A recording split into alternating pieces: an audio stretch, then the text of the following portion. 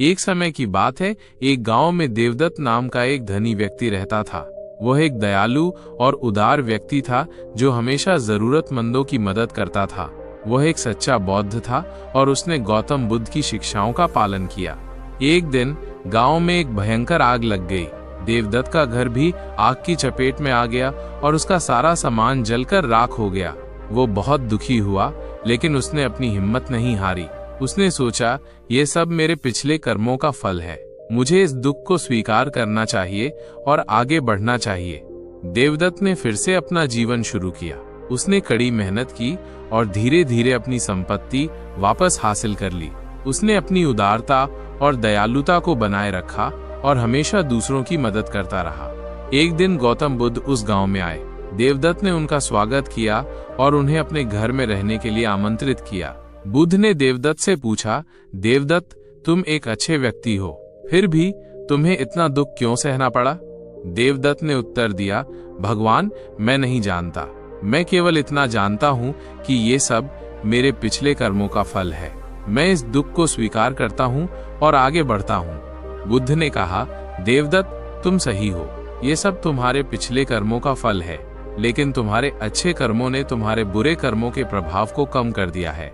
यदि तुम एक बुरे व्यक्ति होते तो तुम्हें और भी अधिक दुख सहना पड़ता। बुद्ध ने आगे कहा, अच्छे लोगों के साथ बुरा होता है क्योंकि यह उनके पिछले कर्मों का फल होता है, लेकिन अच्छे लोग अपने अच्छे कर्मों से अपने बुरे कर्मों के प्रभाव को कम कर सकते हैं। इसलिए हमें हमेशा अच्छे कर्म करते रहना चाहिए, चाहे कुछ भी हो जाए। कहानी का नैतिक।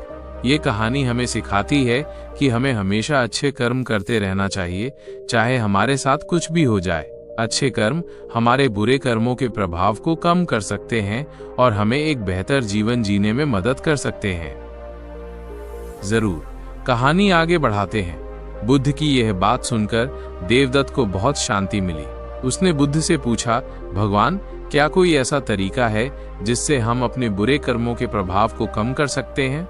बुद्ध ने उत्तर दिया, हाँ देवदत्त, तुम अपने अच्छे कर्मों को बढ़ाकर अपने बुरे कर्मों के प्रभाव को कम कर सकते हो। तुम्हें हमेशा दूसरों की मदद करनी चाहिए, जरूरतमंदों को दान देना चाहिए और सभी जीवों के प्रति दयालु रहना चाहिए। देवदत्त ने बुद्ध की शिक्षाओं का पालन करने का संकल्प लिया। उसने अपना शेष जीवन दूसरों की सेवा में बिताया। उसने गरीबों और जरूरतमंदों को भोजन और आश्रय दिया। उसने बीमारों की देखभाल की और अनाथों को आश्रय दिया। देवदत्त के अच्छे कर्मों ने उसके बुरे कर्मों के प्रभाव को कम कर दिया। उसने एक लंबा और सुखी जीवन जिया और अंत में उसे निर्वाण प्राप्त हुआ। कहानी का नैतिक। ये कहानी हमें सिखाती है कि हम अपने अच्छे कर्मों से अपने बुरे कर्मों के प्रभाव को कम कर सकते हैं। हमें हमेशा दूसरों की मदद करनी चाहिए, जरूरतमंदों को दान देना चाहिए और सभी जीवों के प्रति दयालु रहना चाहिए। ये हमें एक बेहतर जीवन जीने और अंततः निर्वाण प्राप्त करने में मदद करेगा।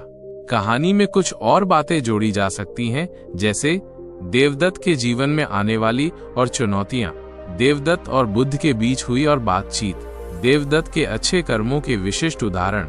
ये कहानी हमें ये भी सिखाती है कि हमें कभी भी आशा नहीं छोड़नी चाहिए। चाहे हमारे साथ कुछ भी हो जाए, हमें हमेशा अच्छे कर्म करते रहना चाहिए। जरूर, कहानी को और आगे बढ़ाते हैं। समय बीतता गया और देवदत्त की ख्याति दूर दूर तक फैल गई। लोग उसे एक संत और उद्धारक के रूप में देखने लगे। वो जहां भी जाता, लोग उसकी पूजा करते और उससे आशीर्वाद मांगते। देवदत्त हमेशा विनम्र और दयालु रहता था और वो कभी भी किसी को निराश नहीं करता था। एक दिन एक दुखी और निराश व्यक्ति देवदत्त के पास आया। उसने देवदत्त से कहा, गुरुजी, मैंने अपने जीवन में बहुत पाप किए हैं, क्या मुझे कभी क्षमा मिलेगी? देवदत्त ने उस व्यक्ति को देखा और कहा, पुत्र, कोई भी पाप इतना बड़ा नहीं है जिसे क्षमा नहीं किया जा सकता। तुम्हें बस अपने पापों का पश्चाताप करना होगा और अच्छे कर्म करने होंगे। उस व्यक्ति ने देवदत्त की बात मानी और उसने अपना शेष जीवन दूसरों की सेवा में बिताया। उसने गरीबों और जरूरतमंदों को भोजन और आश्रय दिया। उसने बीमारों की देखभाल की और अनाथों को आश्रय दिया। अंत में उस व्यक्ति को शांति और निर्वाण प्राप्त हुआ।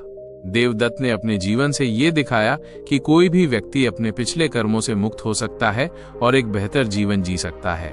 उन्होंने ये भी दिखाया कि दया, करुणा और सेवा सबसे महत्वपूर्ण गुण हैं जो एक व्यक्ति में हो सकते हैं। देवदत्त की मृत्यु के बाद उन्हें एक महान संत के रूप में याद किया गया। उनकी शिक्षाएं आज भी लोगों को प्रेरित करती हैं और उन्हें एक बेहतर जीवन जीने के लिए मार्गदर्शन करती हैं। अगर आपको ये स्टोरी सुनने में अच्छी लगती हो तो हमारे चैनल को लाइक, शेयर और सब्सक्राइब कर देना। धन्यवाद।